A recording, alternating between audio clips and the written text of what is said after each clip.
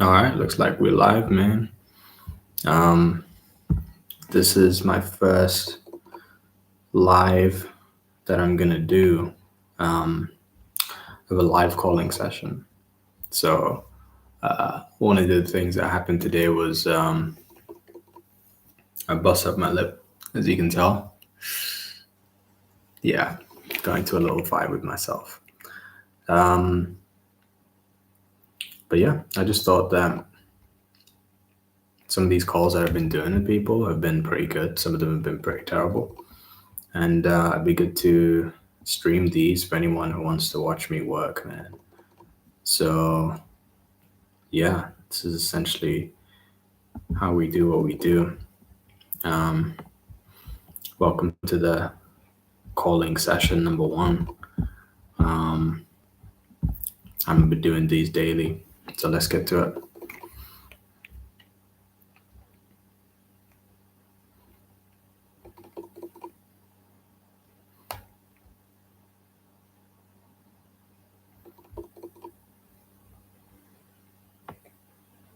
The number you have called is not recognized. Boom. Had quite a few people like that. Number not recognized. I don't know why. We never used to have that problem, but maybe people have been selling their phones recently. Who knows? Move on to the next one, huh?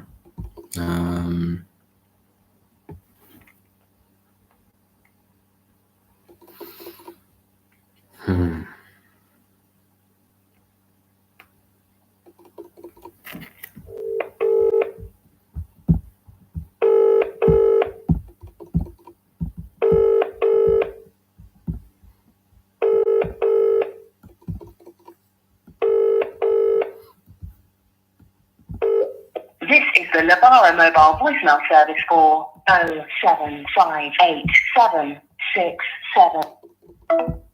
Labara. It's rare that you hear people have voicemail from Labara. Next person. Mohammed.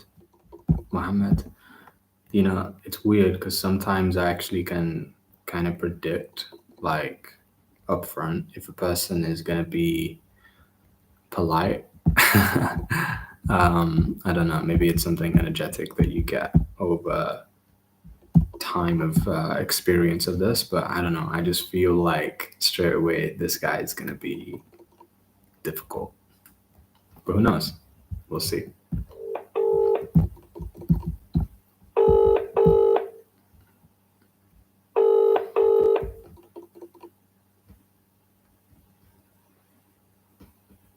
Hello?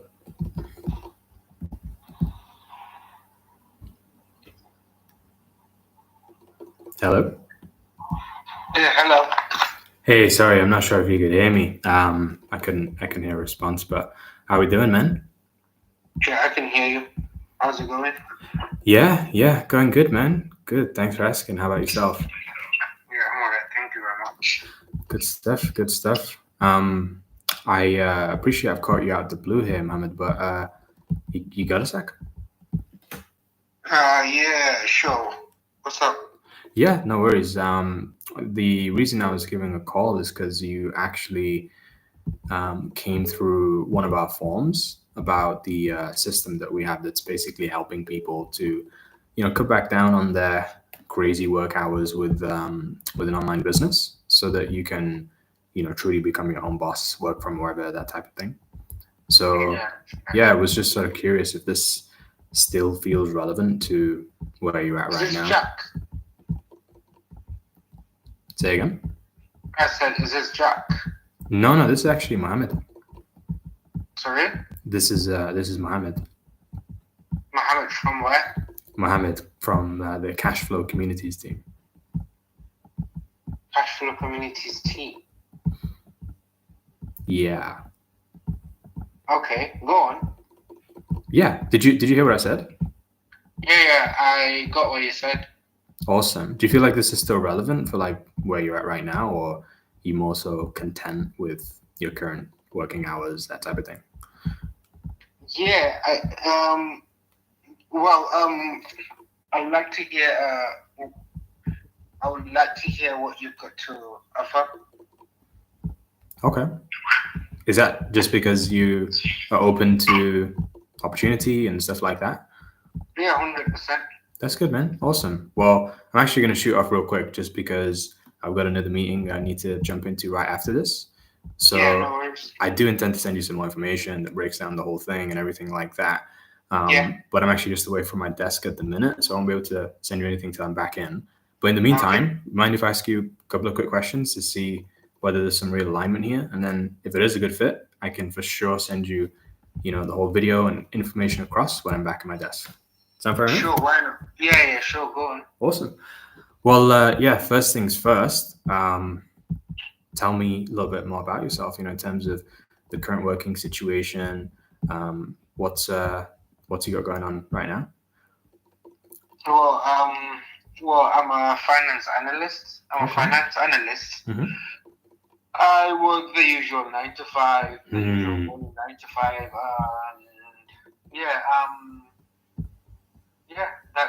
that's about it. Career-wise, nothing more, nothing less. Yeah, that's sure. That's a pretty good start. And you've been doing this for how long? I've been doing this for 3 long years. 3 long years. Yeah. Emphasis on long.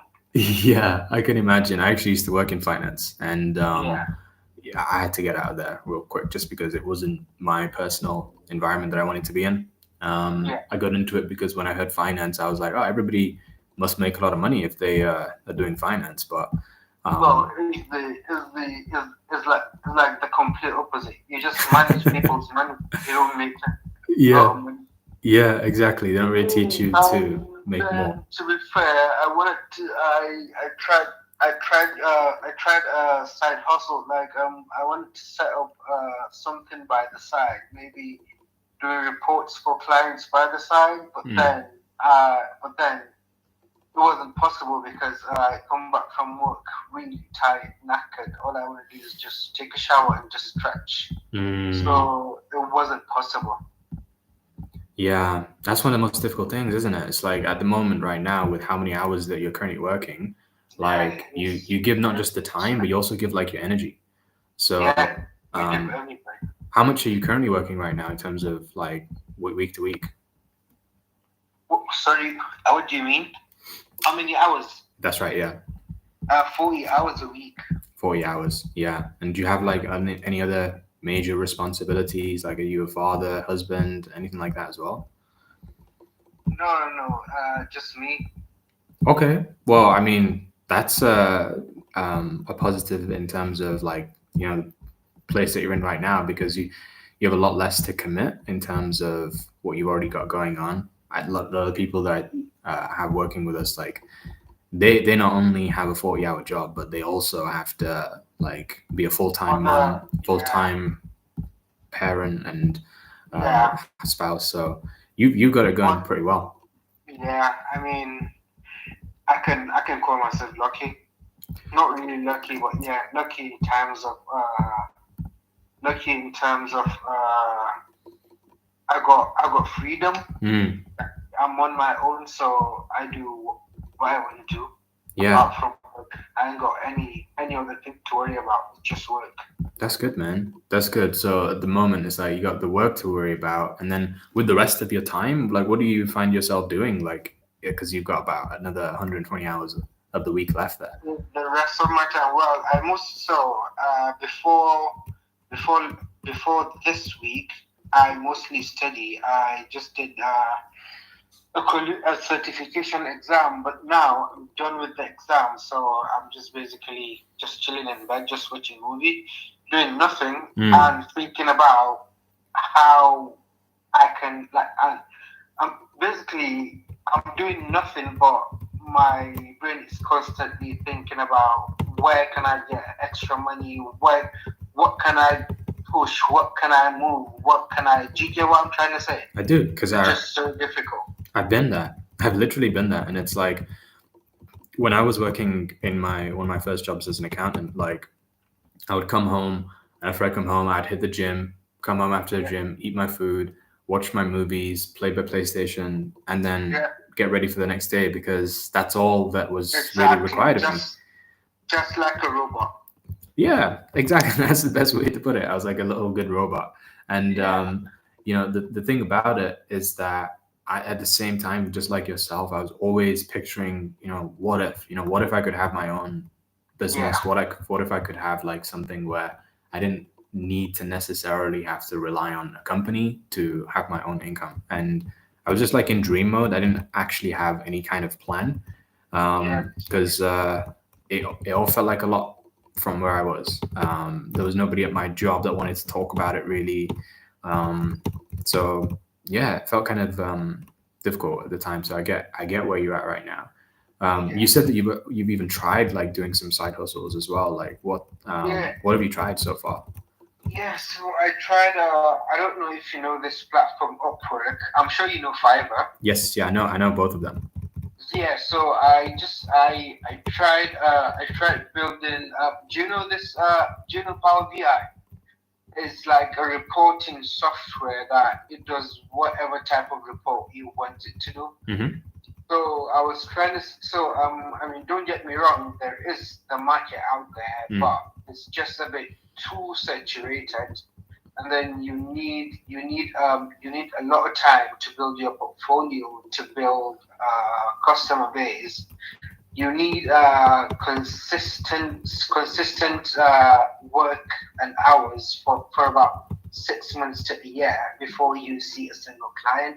Mm. And then it was just, I mean, I wanted to do it, but it was just too much work, too much time, too much effort, Mm. and it didn't have that time and effort. I get that, man. I get that. It's like the actual cost of making the transition for some business Exactly. models. It's like really hard because it's only you. Exactly. Because if you do the cost benefit analysis, at some point, it's not even worth it. Until like a lot further into the future, like this is like, Right. yeah, but in the Yeah. short term, like you're kind of missing out a lot. Yeah. So Yeah. yeah, I feel like, is that basically the only thing that you've tried, or has there been anything else so far? That was basically the only thing that I tried because um um someone spoke to me about this Amazon thing, Yeah. but I just so when they spoke to me, that was why I was asking you, was it Jack? Is Right. this guy Jack that spoke to me about this Amazon thing? But I was doing my exams then. Mm. I couldn't leave studying and focus on something different. So Yeah. yeah, so nothing else, honestly, nothing separate. And honestly, it was such a similar story for me as well. Like I remember when I was in between, like trying to transition out of my job and learn online side hustles and stuff like that. I was doing my back then accountancy exams, so they're called like AAT qualifications, Yeah, professional yeah, yeah. qualifications. And AT. That's it. That's what I was doing, and it's just so much already on my plate. I was like, I don't know if I can do anything else. So Yeah. totally get why that was the case. But you looked into Amazon. Why Amazon? Like, were you considering that? Is that any reason in particular? Or was it just because he sort of gave you the idea? No reason was just because he gave me the idea. Honestly, I've been hearing a lot about it, and then I was like, yeah, okay. I started doing a bit of a research. You know, when you start searching for things, your what do you call them? Cookies. Those cookies, yeah. So your browser gets saturated with exactly those type of things, and then this ad popped up in I think it was Instagram. I just filled the form and the guy gave me a call. Mm. That was basically it. Yeah. So this is it. Like, what it sounds like is that because you hadn't necessarily been researching anything specific, then what was being given to you by the cookies, Instagram, and the algorithm was just sort of random things. It wasn't anything that was really, specific to what you were really looking for. And I remember like when I was getting started out as well, like it was a very similar thing for me where I was just I was being given recommendations from different business models and different influencers, but none of it was really something that was tailored to me because of what I'd been feeding the algorithm. And then I've noticed like further down the line, it's changed in terms of what I now see compared to what it was like initially. Initially, it was like just the mass market stuff, and then it started to become a little bit more specific, niche, things like that, more tailored towards what was in alignment with who I was and what I wanted. So yeah, like I can hear more about how professionally that route of like going down the Fiverr, Upwork was a smart idea. And then also personally, like in terms of if you think about what the perfect business would be for yourself on a personal level, what do you feel like you would want it to give you, or what sort of components would it have that's more, sort of tailored for you? Would you say? The perfect business for me right now. Well, right now, what I've been thinking right now is kind of doing exactly what I'm doing, but in a different country. So, for example, so I'm Nigerian living in the UK. So I'm thinking about getting my clients from Nigeria doing exactly what I'm doing. Yeah, that's what I'm thinking about right now. Yeah, and why is that? Sorry. Why do you want to go down that route? So the reason is I worked as an accountant back in Nigeria for about 3 years before I left, and then so I know how the market is over there, Mm. I know the gap. I I know the gap that's over there, and then I have the knowledge and skills Mm-hmm. that I got from working in the UK to fill those gaps over there. Mm-hmm. And I think I have a bit of a competitive advantage over people over there, over accountants over there, or over companies providing these kinds of services. And yeah, all I'm doing right now is kind of a feasibility study, but nothing on paper or nothing in writing. It's just still in my head. It's still basically a raw idea, but yeah, that's what I'm thinking right now. Like, Yeah, every great idea starts in your head. So yeah, like you've got the right starting place, but it's like now if you think about what you just said there was very significant about having this competitive advantage. Like what do you Yeah. think it is about you that makes you stand out in terms of the competition, especially like in the Nigerian market? So first, a couple of things, honestly. So usually accountants in Nigeria, and most of them are not really qualified. In terms of qualified, I'm talking about being chartered, like ACCA or AAT or CIMA qualified. Even if they are, they're qualified on a local level. So there's this accounting body, ICAN. It's just Institute of Chartered Accountants of Nigeria. But now I'm thinking, okay, not all accountants are qualified or chartered over there. But even if they are locally chartered. But me, I am chartered, and then I'm chartered on an international level. That's one. I've got the knowledge and skills to use a sophisticated accountancy software that not even up to 10% of accountancy firms use in Nigeria. And then there's this and then there's automation. I know how to automate so many accountancy processes that are still being done the traditional way back in Nigeria. So many things like this. These are just these are just one of the few things I've been thinking about, but there are so many. Okay. I mean, aside from this, what else have you been thinking about? Nothing really, honestly, nothing. Aside from this, nothing. Oh, right. Maybe I misheard you. I thought you said that like you've been thinking about loads of things, as well as this. Maybe you said you haven't been thinking about other stuff. Yeah. No, I mean things. So I mentioned the kind of competitive advantage I've got over people over there. So I just mentioned like 3 or 4. I was talking about there are loads. Right. Yeah. I get you. So there's loads of other things that you've got that give you that advantage. Yeah.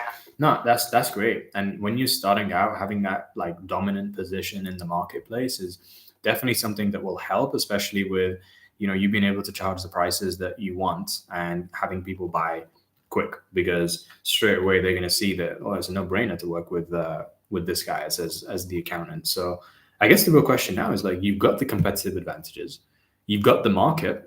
Those are like the 2 foundational things that you want before starting the business. Like, you've even got the qualifications. What's really stopping you from going all in with this thing right now? I need to do a thorough feasibility study. Like I said, I just finished my exam about a week ago, so I need at least another month or 2 to conduct a thorough feasibility study. Other than that, there's nothing really stopping me. A thorough what study is that? A thorough feasibility study. Feasibility. Yeah, feasibility study. Okay, so kind of looking at like what would the startup cost be and everything like this. I mean, aside from the money, is there anything else holding you back, would you say? Not really, no. Nothing really. Okay. So, yeah, I mean, in terms of looking at how much it actually would be to set up that type of business, how you want to, I mean, if you're thinking about what the major costs would be, just off the top of your head, like what do you think the major cost is going to be? Because now you've got the qualifications, that's a pretty big cost. But like aside from that, what do you think is going to be some of the main costs for you to start generating some revenue and getting clients in? The main costs. Yeah. Honestly, the main cost I'm seeing is just probably rent and then salary to pay my other accountants that are going to be helping me do some work, and then office space where you do the work. That's it. Apart from that, every other thing is not really going to be any other cost is not really going to be a material one. Okay. I mean, do you really need to have both of those things in order to get your first clients? Do you need to have an office space? Do you need to have... Not really, no. Not really, no. No? Do you need to have like other accountants before you get your first clients? Not really, no. No, I'm just talking about longer term. So sure, whatever I'm doing, I'm not thinking about 2, 3. No, I'm talking about the next 7 to 10 years. Yeah. And if we think a little bit about like, okay, well, in terms of the costs initially, just the startup costs rather than the running costs, is there any cost holding you back from like actually getting your first few clients? Not really, no. So what do you think it really is then? It's like stopping you from just going out there and getting some clients for yourself? Because like you said, the market's there. You've got the advantage. Yeah, like I said, yeah, I can just start. Yeah, I can just go out there and hunt down clients, get the work done, and then get paid. But then if I do that, I'm going about it the wrong way. I can easily do that. I can get 1, 2, 3, 4 clients. But then if I do I think if I do it that way is totally wrong, because I like I said, I have to do a thorough feasibility study that will enable me not only secure clients but secure and retain clients. Do you get what I'm trying to say? So if I just go up there and start chasing clients, doing work and getting paid, I might not be able to retain those clients. Why would you not be able to retain the clients? Would you say you're a good accountant? Like, you know what you're doing? Yeah, definitely. If I wasn't a good accountant, I wouldn't be thinking. Yeah. Setting up. So let's say, for example, like I had a couple of people that I think I could refer you to right now, and all you had to do was service the clients. Like, would you be confident that you'd be able to give them a great experience? Yeah, 100%. Yeah. I mean, that's exactly what I'm doing at work. 100%. Yeah. So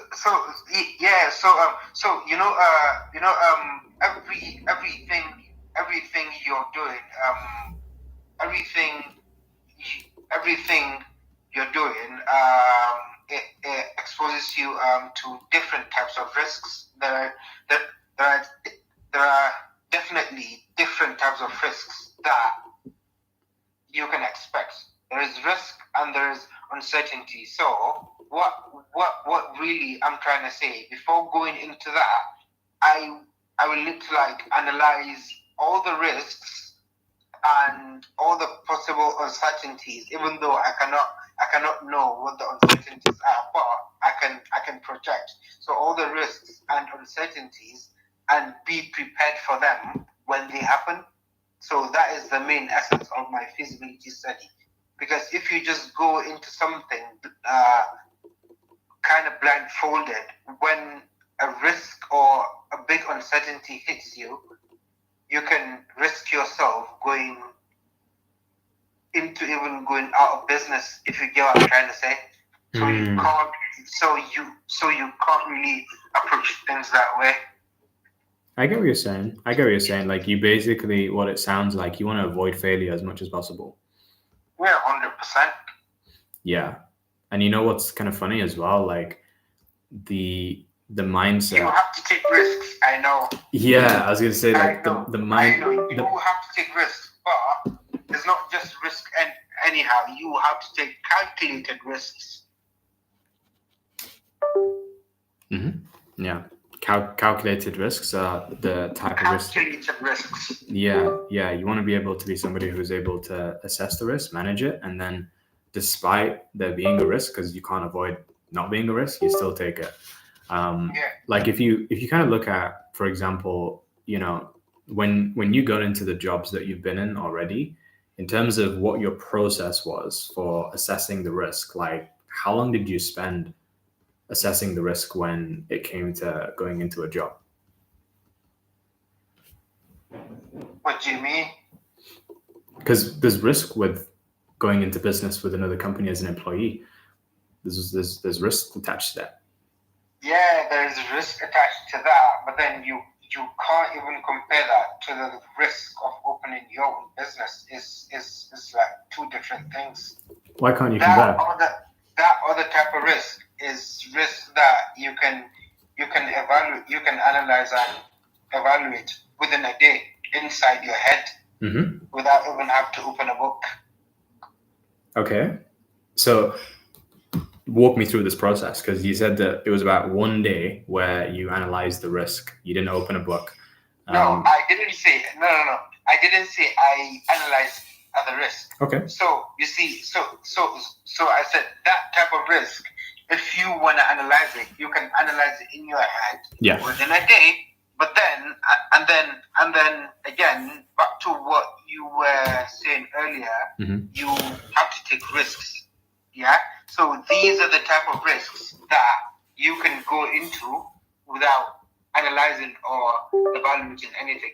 This is just like one of those risks that you take the risks and see where it takes you. Okay. And why? Nothing much to really lose, because you've got numerous options. Okay. So what you're saying is that there's nothing to lose because there's no real risk, or what? There is real risk. Yeah. There is real risk.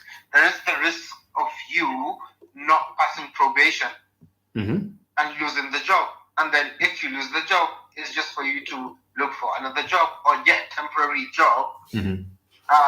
just to be able to pay bills until you get another job. Mm-hmm. That's like basic math. 1 + 1 = 2. But Mhm. this other one is you have to take calculated risk. You have to do a thorough research on the literature, see the gaps, see the types of risks you can be exposed to. And then now I'm talking about the Nigerian market, so it's like an international market to me. So there's definitely going to be numerous risks involved. Do you get what I'm trying to say? You can't just do it. You can't just go into it just like that. Yeah, I mean, I can see what you're saying. I can see that you're saying that like the risk of going into a job is different to the risk of going into a business. You're saying that the risk of going into a job is like it's almost like 1 + 1, very simple. If you lose the job, that's the worst thing that can happen. And if you lose the job, worst case scenario, you get another one. What you're saying with the area of going into a business is that it's not as simple as 1 + 1. You're saying that if you fail in the business, you can't just start another business. It doesn't work like that. No, it doesn't really. No, I mean you can't start a business, so that is gonna be part of the numerous risks you're gonna analyze. Even if you go out of business, what else can you do? Do you do it again, or do you switch industries? Things like that. It's just like basically you getting a payday loan from a bank. The process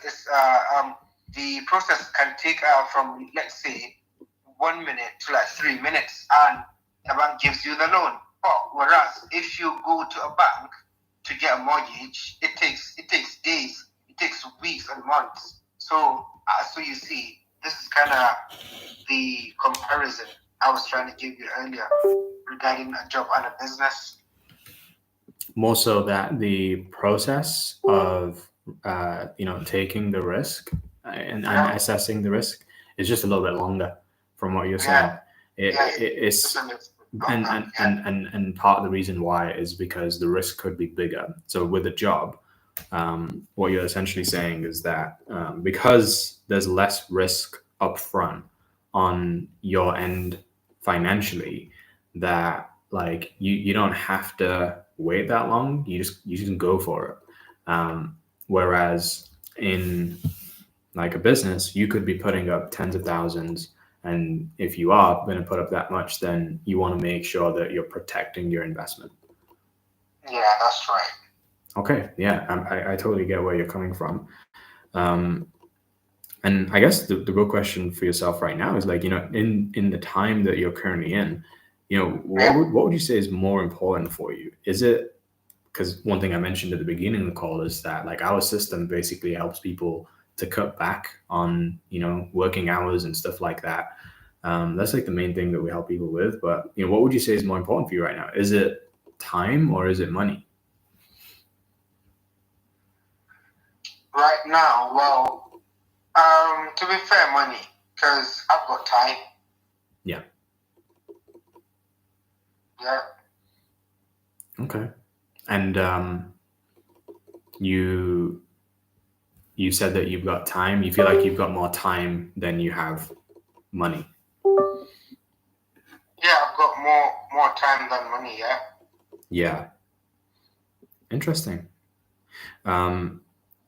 Well, in that case, I'm not really sure how much our system will be able to help you, just because it's more so for people who they've already got like money coming in and they know that they can have that stable income, but what they're really looking for is they want to have a little bit more time freedom, so that they can actually spend more time with people that they love and actually work on their own terms type of thing. So I feel like with where you're at right now, it just might be a little bit premature, and that your focus in terms of acquiring more money could be something of which you continue on with, because right now, like, the main way that you've been prioritizing the money, from what I heard, is that you've been giving 40 hours a week to the job, and that kind of shows like what's more important for you right now, is that you want to be able to just secure as much money as possible. So I totally get like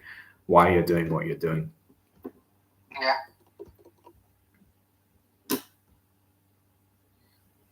Yeah, I get what you're trying to say. Yeah, whatever something wants, I think is between is between these three three components. It is either time, money, or knowledge. So it's either someone has got the time. No, it's either someone has got the money and you guys provide the knowledge and time. Is that kind of what you're trying to tell me? Someone that's got money but doesn't have time, but doesn't have time to like multiply their money. You guys provide those services. Is that right? Yeah. So basically, what I was saying is that our system, the people that it helps, is the people who, right now, they actually value their time more than they value their money. And the thing for them is that because they value their time more than their money, they are in the position where they've kind of fallen into working into a job and seeing that, oh, wow, I'm giving away like the thing that I value the most, and I don't want to have that keep happening, so I want to get some time back. And those are the people that we focus on helping with our system, the ones that they value their time more than their money. Obviously we help them to increase their income so that they can get that time back. But the people who like value money more than they value time, it tends to be that they're not necessarily the people who like our solution is best suited for, because the thing with those people is that they want to essentially continue what they're doing in their job, and they're happy to do that on top of working more and more and more to get more money. So like, yeah, that's practically what I'm saying, if that makes sense. Yeah, I get what you're saying. So based on everything I've told you now, how do you think you can help me based on everything I've told you? Yeah, I was just saying, based on everything I told you so far, I'm not actually sure if it would be the best fit for us to give you the solution that I currently have, just because when you said that, for yourself right now, like you actually value money more than you value time, then that kind of made me realize what your main priorities are right now, and it's absolutely fine. Like I just think that the position that you're in is that there may be other suitable options that could be better. For example, looking for a higher paying job, that could be another thing that can get you more money quicker, and you can even work more hours. You can get another job. There's I think those options right now are probably going to be more suitable for you than looking at our system. Yeah, I agree with you as well. Yeah, absolutely. Sweet. Yeah, I said absolutely. Yeah, I agree with you as well. Yeah, no, that's great. So I appreciate your honesty, and thanks for giving us the time as well. Unfortunately, in this instance, I don't think that our solutions are going to be best for you right now. But here's the thing: with the ambitions that you do have, I can clearly see that you're going to become a great accountant eventually, and you're going to have a great business. And once you've done all of the feasibility assessments, risk assessments, everything like that, then Yeah. You'll be able to get things set up at the right time, and put in time and effort to make it work. But then once you get to that stage where it's like, oh, I need some help in terms of the actual running of my business, setting it up, things like that, that's when you can give us a call back and we'll be able to give you some more support. Inshallah, yeah.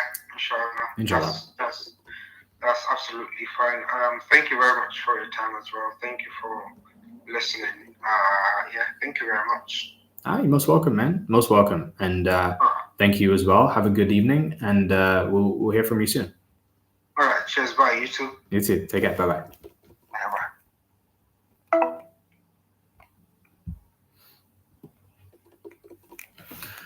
So, I don't know why, but my camera's been playing up on me that entire freaking live stream. But there we go. First call, Mohammed, and looks like it was a bit of a long one, 37 minutes for a call where I'm essentially disqualifying him. And I'd done that because, yeah, for me personally, I was getting too many red flags. But also, it was like, as soon as he said that he values money more than time, that's just really not my target audience.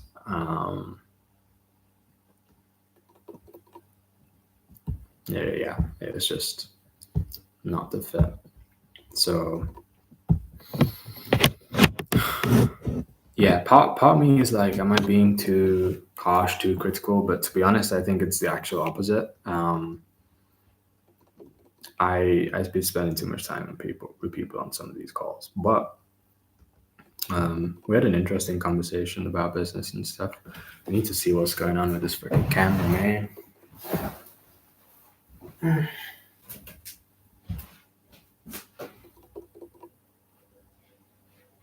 That's why it's on empty. This is going to die out in like 2 seconds, so I think I'm going to end this stream. This was my first calling session that I'm showing you guys live. I think I'm going to keep calling, but I'm going to call the stream there, and I'm going to be doing this every day. So let's see if it's tomorrow.